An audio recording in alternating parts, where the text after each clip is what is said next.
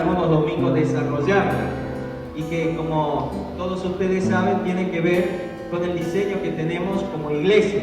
Dicho sea de paso, nuestro diseño es ser y hacer la voluntad de Dios en la tierra, transformándola, manteniendo la visión apostólica, la identidad del reino y una constante actitud de servicio, ejerciendo autoridad, transmitiendo el evangelio e invirtiendo en discipulado todos los días de nuestras vidas hasta el fin. Bueno, algunos dicen, ¿qué pasó, che? ¿De qué me perdí? Que esto yo no sabía. ¿Qué está diciendo esta gente, no? Bueno, no es un rezo, es simplemente un diseño. ¿Saben qué es un diseño? Es como un plano. Cuando usted va a construir una casa, ¿qué necesita tener? El diseño, el plano, porque si no, el albañil le va a hacer cualquier cosa, lo que le guste a él. Entonces, cuando nosotros empezamos a trabajar como pastores en este lugar, le pedimos a Dios, bueno, ¿qué querés que hagamos? Dios nos había dicho que teníamos que edificar su iglesia. ¿Pero qué edificamos? ¿Cómo edificamos? Y bueno, estas preguntas, más varios ayunos, dieron por resultado este diseño, que no son solo palabras. Esto es un plano. En estas palabras te tenés que ver vos. Esto es lo que estamos edificando juntos. Gente coherente, gente que es y hace la voluntad de Dios. No gente que dice una cosa y hace otra. No gente que acá es bonita y allá es malita. ¿Sí? Gente que es y hace la voluntad de Dios. Y sí, quizás hay quienes todavía no han podido vivir toda esta transformación, pero estamos en ese trabajo. Amén. No estamos en esta iglesia fomentando la doble vida, sino queremos que seamos coherentes. No puede ser que un ateo sea más coherente que un cristiano, ¿verdad? Al ateo vos le vas a hablar de Dios y ¿qué te dice? Yo no hablo de ese tema, ¿verdad? Y a los cristianos nos hablan de todo, no somos capaces de hablar de Jesús. ¡Qué incoherencia! ¿Un cristiano de qué habla?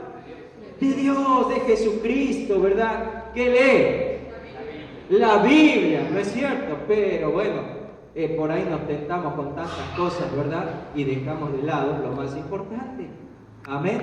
Así que hablamos de coherencia, hablamos de mantener una visión que es apostólica, hablamos de una identidad de reino, hablamos de la actitud de servicio, hablamos de ejercer autoridad, que tiene que ver con la guerra espiritual y cómo movernos en las herramientas que tenemos como hijos de Dios frente a la guerra espiritual. Y hablamos de qué más, de predicar el evangelio, de invertir y de invertir en discipulado todos los días de nuestras vidas. Bueno, estamos en el comienzo, porque en este año hemos comenzado nuevamente a desarrollar el tema del diseño. Estamos hablando justamente de la coherencia, y hablando de la coherencia estamos hablando de lo que somos. Y la palabra de hoy, la palabra que hoy vamos a comenzar a desarrollar es la introducción de por lo menos 2 o 3 reuniones más, domingos más, en los que vamos a estar tratando este tema. Mire cómo es el título, por ahí lo complico un poquito. Mire, dice así: serán los que son y los que eran. ¿Qué le parece? Medio complicado, ¿no? Medio filosófico está. Serán, ¿cómo dice? Serán. Yo pensaba que se iba a sorprender, pero no tanto, ¿no? Que se iba a quedar mudo. Serán los que son y los que eran. Pareciera ser una frase sin mucho sentido. Sin embargo, en la medida que vamos avanzando en la meditación y en el desarrollo de este tema, estoy seguro que nos va a arrojar claridad sobre lo que fuimos, sobre lo que somos y lo que seremos. Hoy estaremos reforzando justamente lo que hemos hablado del diseño y lo que en varias oportunidades hablamos, que tiene que ver acerca de lo que soy, lo que fui y lo que seré. Ahí lo tiene usted puesto, ¿sí? Lo que soy, diga conmigo, lo que soy, lo que fui y lo que seré. En todo cristiano están estas 3 cosas. ¿Usted es cristiano? Bueno, estas tres cosas usted las tiene que manejar. Así que dele un codacito al que está al lado, que está en silencio, ahí mirando estas pelotitas. Dice, ¿qué es eso? Lo que soy, lo que fui, lo que seré. Hoy vamos a empezar justamente el desarrollo de este tema, como lo propone el título de esta palabra, y que tiene que ver con el futuro, con lo que seremos, ¿sí? Serán lo que son y los que eran. Hoy vamos a comenzar hablando de lo futuro, es decir, de lo que seremos. Y vamos a comenzar por ese por ese lugar de la meditación. Cuando tenía 8 años, conocí al Señor Jesús como mi Señor. Me entregué al Señor Jesucristo a esa edad.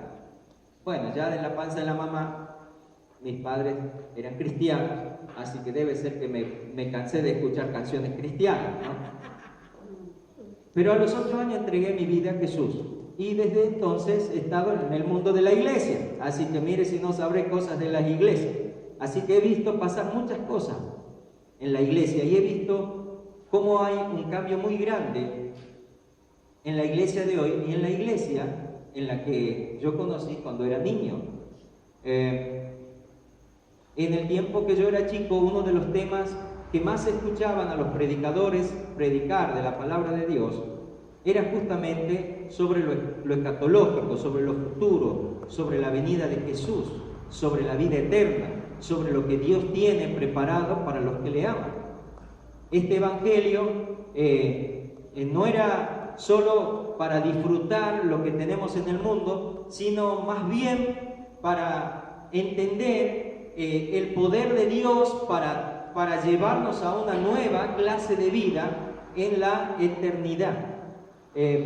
Hoy en día no pasa eso.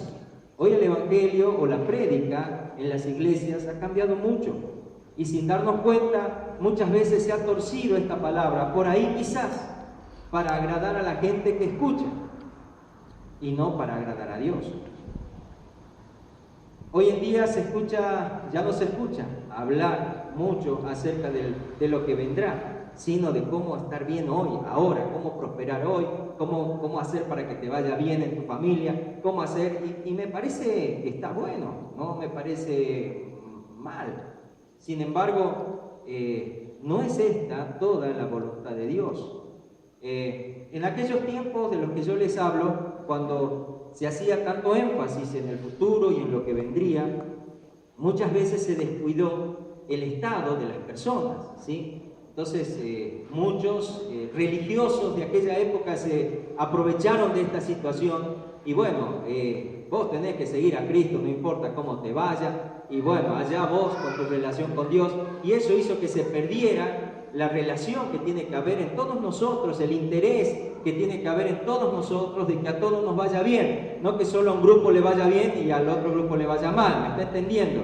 Entonces por ahí muchas veces se descuidó esto. Y las iglesias, si bien estaban enfocadas en el futuro y en lo que Dios haría, en lo que seríamos, muchas veces pasaban por muchas pobrezas, por muchas cosas que seguramente le dolía el corazón al Señor de ver que sus hijos tenían que andar de esa manera. Gracias a Dios hoy en día vemos un gran cambio en las iglesias cristianas, vemos cómo ha crecido en la economía, en el bienestar, intelectualmente. La iglesia ha dado pasos muy grandes sobre esto y de hecho desarrolla hoy en día muchos proyectos sociales que ayudan a la comunidad y me parece muy bueno y sin duda que eso también vamos a estar haciendo próximamente durante este año. Sin embargo, a pesar de que hoy en día la iglesia está mejor económicamente, socialmente, intelectualmente, culturalmente, con respecto a lo que yo conocí cuando era niño, fuimos perdiendo paulatinamente el enfoque apostólico que nos amonesta a poner nuestra mirada no en las cosas de la tierra, sino en las cosas de Dios. Les voy a poner allí una placa con un pasaje que se encuentra en Colosenses capítulo 3, versículo 1 al 4. Fíjense lo que allí dice. Si usted quiere, lo puede leer desde aquí. Si pues habéis resucitado con Cristo, buscad las cosas de arriba, donde está Cristo sentado a la diestra de Dios. Buscad qué cosas. Poned la mira en las cosas no en las de la, porque habéis muerto y vuestra vida está escondida con Cristo en Dios. Cuando Cristo vuestra vida se manifieste, entonces vosotros también seréis manifestados con Él en gloria. Uno de los grandes problemas del cristianismo contemporáneo es que está lleno de personas que solamente quieren pasarla bien, solamente están interesadas en el aquí y en el ahora y no en la eternidad con Cristo. ¿Sí? ¿Me está siguiendo? Ese es uno de los grandes problemas de la iglesia de hoy en día. Si hoy yo les digo, hermanos, vamos a darle gloria a Dios porque Dios nos va a prosperar, nos va a llenar de bendiciones, yo les aseguro que empiezan a aplaudir y gloria a Dios, ¿verdad? Pero si les digo, hermano, vamos a darle gloria a Dios porque Cristo viene. Y yo no terminé la casa, yo no me puse de novio, y yo me quería casar, y yo que quería tal otra cosa. ¿Me está comprendiendo? Muchos de los cristianos estamos tan enfocados en las cosas de este mundo que hemos perdido el enfoque que debemos tener siempre. Diga conmigo siempre.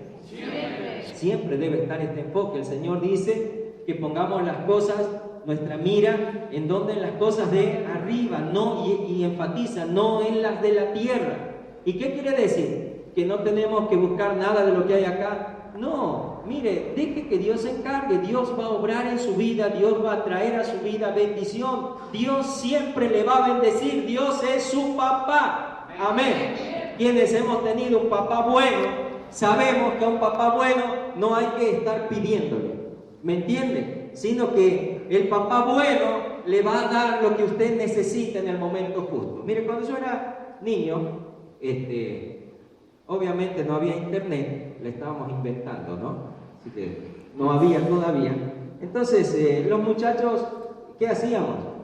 Y los muchachos aquí usábamos lo que se llama la Honda, que no es la moto Honda, ¿no? Yo me dio una Honda en su tiempo, pero de la Honda que yo le hablo es la que se hacía con gomas de bicicleta y salíamos a cazar pajaritos, a hacer punterías y cosas por el estilo. Y lo que más soñaba en mi vida era tener un rifle de aire comprimido. Y se lo pedí a mi papá y mi papá me dijo, mi hijo, pero este es un hijo de Dios, iba a andar matando los animalitos. Ay, me clavó ahí una espada. Y ya con eso me mató el viejito y ya, ¿cómo le voy a pedir un rifle? ¿Me está entendiendo? Pero soñaba, y cuando veía a los muchachos con los rifles, me quedaba mirando, me prestaba un tirito.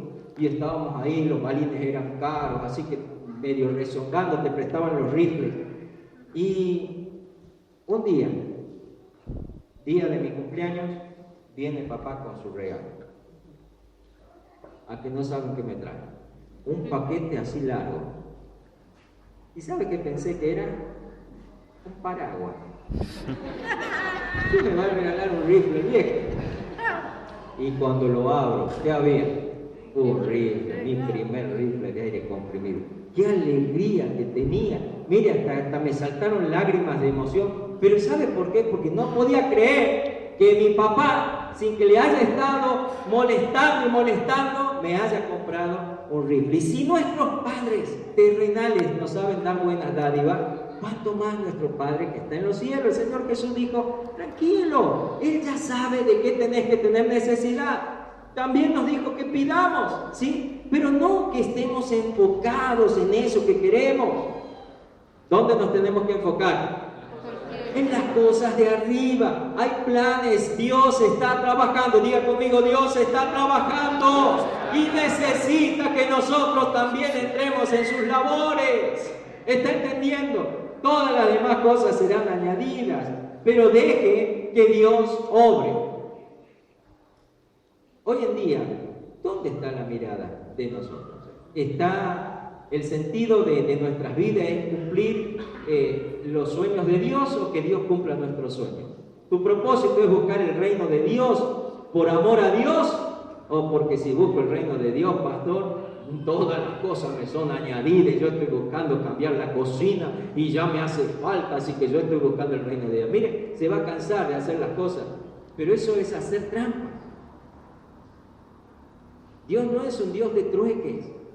Dios es un Dios Padre que ama y que como papá nos pide, nos llama a buscar su reino, a establecer su reino aquí en la tierra, a poder transmitir su evangelio, a poder ir a otros lugares llevando su palabra. ¿Me está entendiendo?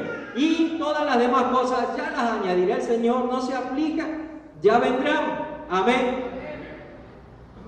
Si nos tocara vivir, fíjese usted, si nos tocara vivir lo que hoy en día le toca vivir a varios cristianos en nuestro mundo, ¿seríamos fieles? Usted sabe que hoy en día hay una veintena de países en el mundo, entre ellos India y hasta en México, donde los cristianos son perseguidos y asesinados. ¿Usted sabía eso? Y esa gente que no puede estar pensando en comprarse algo y su oración no es, ay Señor, por favor, yo quiero cambiar el living porque ya lo tengo roto. Su oración es, Señor, dame las fuerzas para seguir adelante. Señor, dame el coraje para hablarle a mi vecino de vos. Señor, líbrame de ser descubierto. ¿Me está entendiendo? ¿Sabe cuál es la diferencia entre un cristiano y otro? En que esos cristianos están enfocados en las cosas de arriba, no en las de la tierra. Permítame proyectarles 2 videos que nos van a ayudar a ver un poquito más de cerca lo que está pasando hoy en día, ¿sí? Y que tiene que ver y nos va a ayudar también a enfocarnos en las cosas, a saber cómo está nuestro cristianismo y en qué está enfocado nuestro cristianismo. ¿Estamos listos para verlo? Ahí está. Vamos a verlo, sí, ese primero y después el otro. Así que ahí se queda sentadito y ya lo veo. México, donde tras varios años de constantes amenazas, 19 adultos y 11 niños fueron expulsados de su pequeña comunidad en Jalisco. Estas personas debieron abandonar sus tierras simplemente por el hecho de ser cristianos. Humberto Bayón nos cuenta la historia.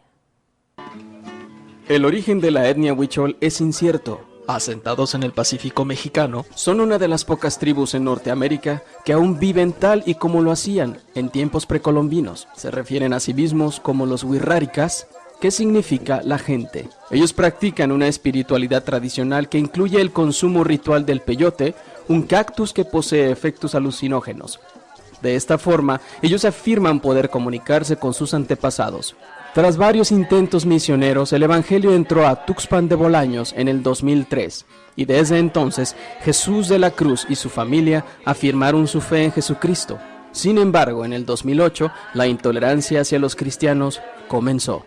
La primera vez que nos citaron, nos dijeron que si íbamos a regresar en nuestros usos y costumbres, que lo pensáramos. Nos dieron 3 meses para pensarlo. En esa ocasión, la Convención Bautista de Guadalajara, en coordinación con la de Estados Unidos, lograron detener la expulsión por medios legales.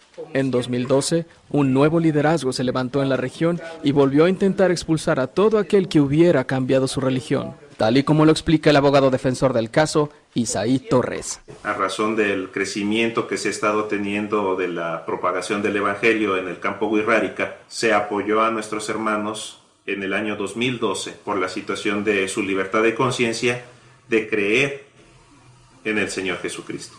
En pocos años, el cristianismo creció y se requirió de atención externa y la preparación de un pastor. Así lo cuenta el misionero Arturo Rivadeneira. Cuando llegué aquí, el hermano que ahora es pastor en este lugar sintió el llamado siendo huichol y ahora le predica a su gente en huichol. Tenía 2 cuartitos de 3x2. Hoy, gracias a Dios, tenemos una nave de 150 metros donde los hermanos están teniendo ya sus cultos. Con el florecer de una nueva fe, las tradiciones ancestrales se vieron cuestionadas. Aquí el hombre por lo regular no trabaja, tiene varias mujeres. Las mujeres son las que van y trabajan por él. La bigamia aquí es algo natural, tanto en el hombre como en la mujer. A cambiar estas cosas que en Dios no es permitido, pues no ha sido fácil. A Dios gracias, aquí con el grupo cristiano tenemos ya matrimonios civiles. Con apoyo de las iglesias extranjeras, estos cristianos construyeron baños, duchas, purificaron agua y abrieron una panadería en el pueblo. La comunidad recibió esto con agrado, pero tales cambios constituyeron una amenaza para el liderazgo local. El 26 de enero del 2016, 18 adultos y 11 niños, todos cristianos, fueron expulsados del pueblo. Ese día ya se reunieron, pues ese día ya nos sacaron, pues fueron por nosotros. Lo malo es que nos dejaron casi como estas horas, a mitad de la sierra. Con la intervención del gobierno de Jalisco, los expulsados fueron trasladados al auditorio municipal de la ciudad de Bolaños. Días después se instalaron en los patios de las oficinas humanitarias del gobierno, donde están siendo atendidos por convenciones bautistas de México y Estados Unidos, como lo cuenta el pastor Omar Rodríguez. Hemos venido a entregar despensa a mis hermanos y entregar ropa que las iglesias de Guadalajara y que las iglesias de otros lugares del país han estado mandando para apoyar a nuestros hermanos. Cuando vemos la fortaleza de ellos, cuando vemos la seguridad de ellos en lo que el Señor está haciendo en sus vidas, en lugar de venir a fortalecerlos, nos vamos fortalecidos. Mientras las autoridades resuelven la situación jurídica del caso, la familia de la Cruz se dedica a la elaboración de artesanía típica para generar sus recursos. A través de las ofrendas de las iglesias hemos provisto la materia prima para que ellos hagan sus manualidades, y otra manera que podemos apoyar es a través de buscar la forma de consumir sus manualidades. Sobre la educación de los niños, el presidente municipal también facilitó lo necesario para su incorporación inmediata a las escuelas locales. Ahorita los niños están yendo a la escuela, pues allí en la presencia nos apoyaron con útiles escolares y también con actas de nacimiento para que los llevaran con la directora de cada escuela según el nivel escolar que iba cada alumno. Mientras esto sucede en la Sierra Huichol, en la capital del estado, pastores y abogados desarrollan una nueva estrategia de defensa por medio de un mecanismo alternativo de solución de controversia. Las etnias se sienten ofendidas cuando alguien llega a profesarles o a transmitirles una nueva creencia y ellos pierden su identidad. Por lo tanto, nosotros hemos buscado este medio alternativo, en donde se llegue a un convenio definitivo de convivencia y de respeto de derechos. Pese a esta situación, la fe y la esperanza de estos cristianos por compartir el evangelio en su comunidad no ha menguado. Yo hace poco les pregunté a mis hijos si estaban de acuerdo para que nosotros podamos recibir ese apoyo. A lo mejor compramos una casa, a lo mejor un terrenito para vivir por ahí. No quisieron, que su trabajo está allí, ellos van a ir para allá.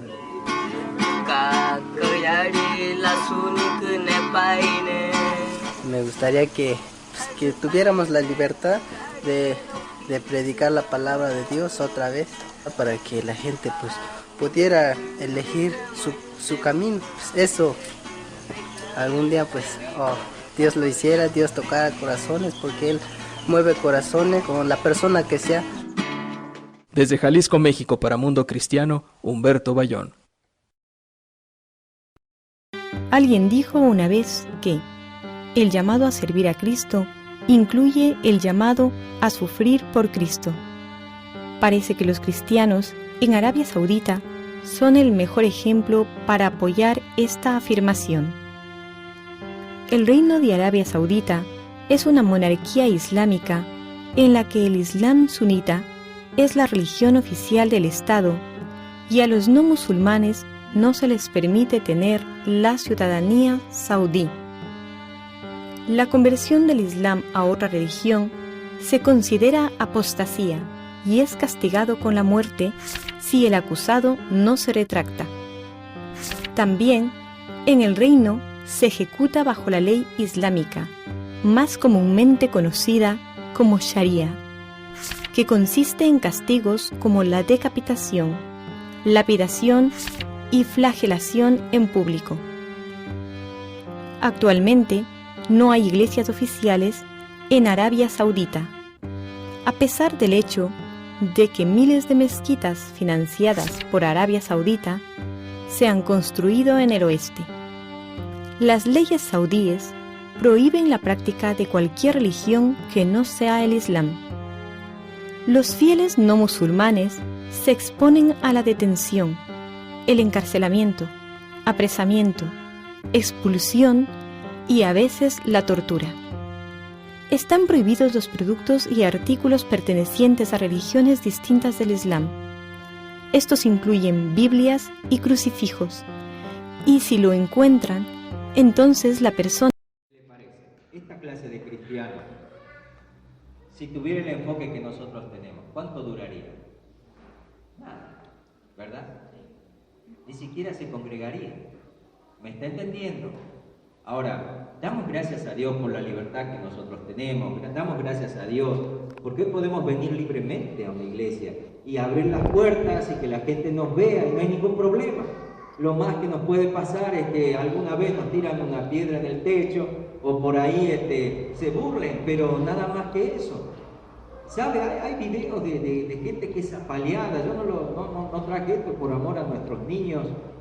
Pues son cosas muy fuertes, gente decapitada, gente ejecutada por confesar a Jesucristo como su Señor. Esta gente tiene su enfoque, ¿en dónde? En las cosas de arriba. ¿Me está entendiendo? Por eso el título que hoy nos convoca tiene que ver justamente con aquello futuro. Serán, ¿quiénes serán? ¿Y qué serán? Esta tendría que ser nuestra pregunta. ¿Y quiénes son? Aquellos que son y aquellos que eran. Esto va a ser lo que vamos a estar desarrollando. Fíjese, les pongo un pasaje así para que usted tenga en cuenta y que tiene mucho sentido con el cristianismo, porque usted es cristiano, ¿verdad? Preguntale al que está al lado, ¿todavía seguís siendo cristiano, che? Porque capaz que ya se cambió de rumbo, ¿no? Marcos 8, 31, 35, miren lo que dice allí la palabra. Esto está hablando Jesucristo y dice, y comenzó a enseñarles que le era necesario al Hijo del Hombre padecer mucho, ¿padecer cuánto? Y ser desechado por los ancianos, por los principales sacerdotes, por los escribas, y ser, ¿qué cosa? Y resucitar después de 3 días. Esto les decía claramente. Entonces Pedro le tomó aparte y comenzó a reconvenirle. ¿Qué quiere decir? A decirle, Señor, no te conviene. ¿Cómo va a ser una cosa así? Estás en el clímax de tu popularidad. Tus milagros son súper asombrosos. Hacemos un templo y te ponemos en el medio y nos llenamos, Señor, de gente. Vas a tener la gran popularidad. Todo el mundo te va a seguir. ¿Cómo vas a querer o cómo vas a decir que vos te estás preparando para morir? Nosotros queremos que viva, que sigas haciendo milagros. Esto es lo que significa. Pedro comenzó a reconvenirle, a decirle, no te conviene sufrir. Mirá todas las cosas buenas que podés hacer. Pero él, versículo 33, volviéndose y mirando a los discípulos, reprendió a Pedro diciéndole, ¿cómo le dijo? Quítate de delante de mí, Satanás. ¿Cómo le dijo a Pedro? Satanás le dijo. ¿Sabe? Porque el diablo es el que procura hacer esto. Hacer que los cristianos estemos enfocados y tengamos un cristianismo del aquí y del ahora, del beneficio, de que, yo me siento bien, gloria a Dios, me siento mal, chao, me voy a buscar en otro lado. Esta clase de cristianismo, esta clase de falta de fidelidad a Dios, es lo que el diablo propaga en medio de nuestras iglesias, trayendo prédicas que son lindas de escuchar, pero que no llenan el espíritu de las personas, pero que favorecen la obra del diablo en el mundo, destruyendo hogares, destruyendo familias, destruyendo jóvenes, y nuestros jóvenes felices aquí, sin pensar en las cosas eternas que están sucediendo afuera. Y llamando a la gente, versículo 34, y a sus discípulos les dijo, esto es para todos nosotros, si alguno quiere venir en pos de mí, prepárese para ser bien bendecido y prosperado. ¿Qué pasa? ¿No dice así? Prepárese para ser popular y exitoso. Ahí está. Tampoco dice así. ¿Y cómo dice? Wow. No me diga. Niéguese a sí mismo. Le vuelvo a preguntar, ¿usted quiere ser cristiano? ¿Usted es cristiano? Porque serán los que son y los que eran. Si alguno quiere venir en pos de mí, niéguese a sí mismo y tome su cruz y sígame. ¿Sabe qué es tomar la cruz? La cruz no es una enfermedad, no es un problema. Hay personas que por ahí dicen, mi hijo, porque le salió el hijo medio malito, o la hija medio complicada, y dice, es mi cruz. No, la cruz no es eso. Mire, ¿sabe qué significa llevar la cruz? Es lo que ellos veían a diario. Cuando iban a crucificar a alguien, ¿cómo lo veían? Llevando la cruz. ¿Me está entendiendo? Llevar la cruz significa que me voy a morir por Cristo. Eso significa. Entonces Jesús le dice, si alguno quiere seguirme a mí, tome su cruz y esté dispuesto a entregar su vida por mí. ¿Está entendiendo? Y tiene todo el derecho de decirlo y todo el poder y la autoridad, porque Él entregó su vida por vos y por mí en la cruz. Amén. Porque todo el que quiera, versículo 35, porque todo el que quiera salvar su vida, la perderá. Y todo el que pierda su vida por causa de mí, del Evangelio, la salvará. Por estas razones que hoy comenzamos hablando de lo que sostiene a los verdaderos cristianos de pie, no a los cristianos esos que le dan el dulce y están ahí. No, mire, los verdaderos cristianos. Aquellos cristianos que le pase algo bueno o malo en esta tierra, siguen buscando al Señor, siguen alabando al Señor, siguen trabajando para el Señor, siguen haciendo la voluntad de Dios. ¿Me está entendiendo? Porque esos cristianos, ¿sabe qué estamos esperando? Algo muchísimo mejor que esto. Si usted me cuenta la mejor de las mejores bendiciones de este mundo, no se compara con las que Dios tiene preparadas allá en los cielos. Y yo creo que voy para ahí. ¿Y usted lo cree? ¿Usted ya se enfocó hacia dónde va? ¿O usted es una persona que está enfocado acá? ¿Me está entendiendo? Mire, antes que conocer París o Dubái, yo quiero conocer el cielo, porque es muchísimo mejor. Amén. Si quiere ir a París o Dubái, vaya, no, tranquilo, no hay problema. ¿Sí? Primera de Tesalonicenses 4, 13, 18, búsquelo.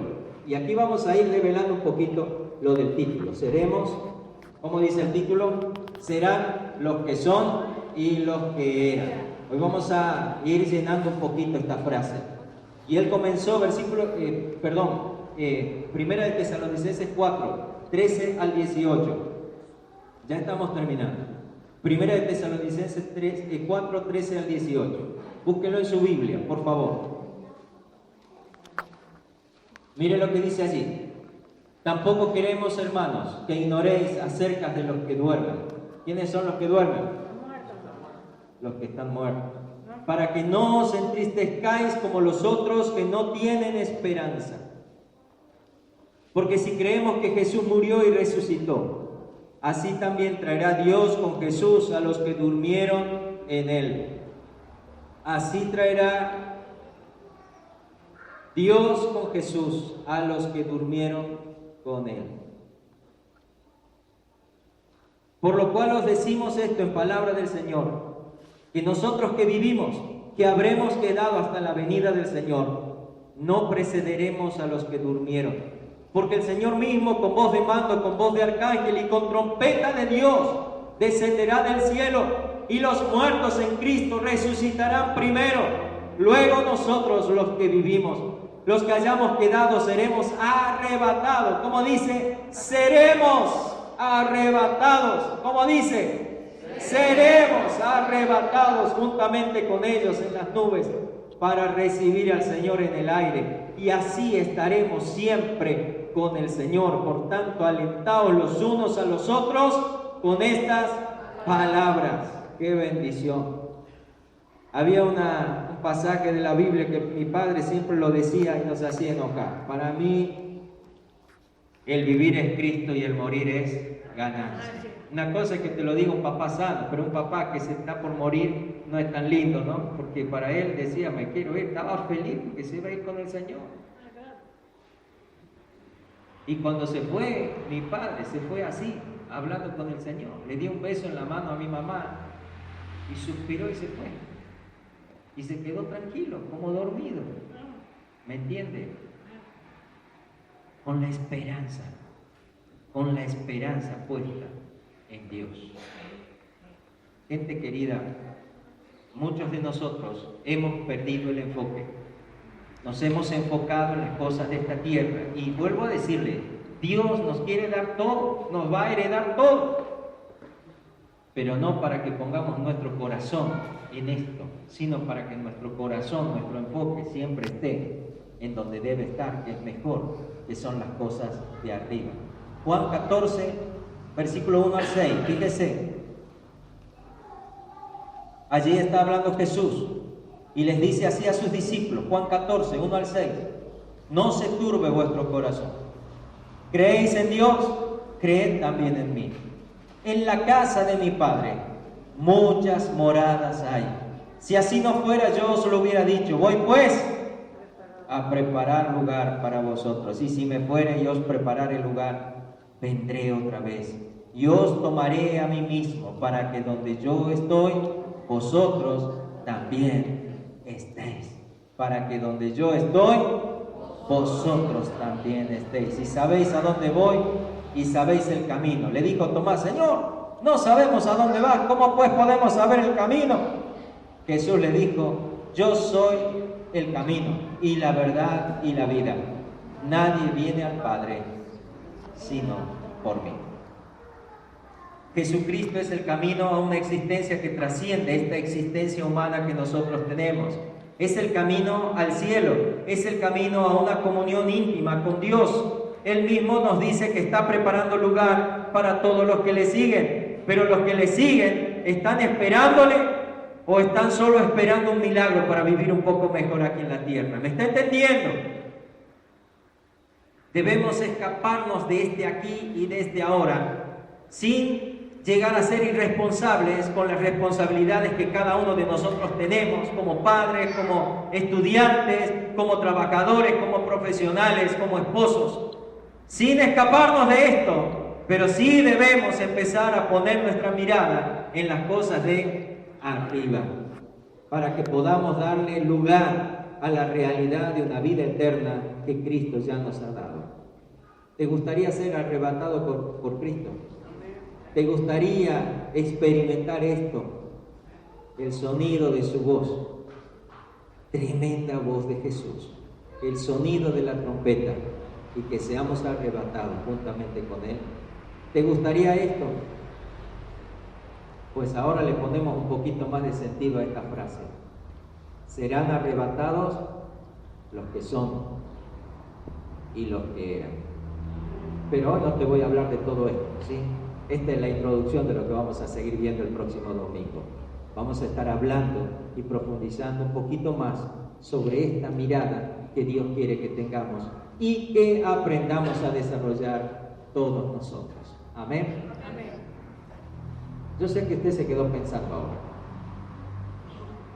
y que siempre la palabra de Dios tiene esta cosa de incomodarnos, de ponernos una cosita dentro y que decir: ya no sé por qué he tenido que escuchar esta palabra, ¿no?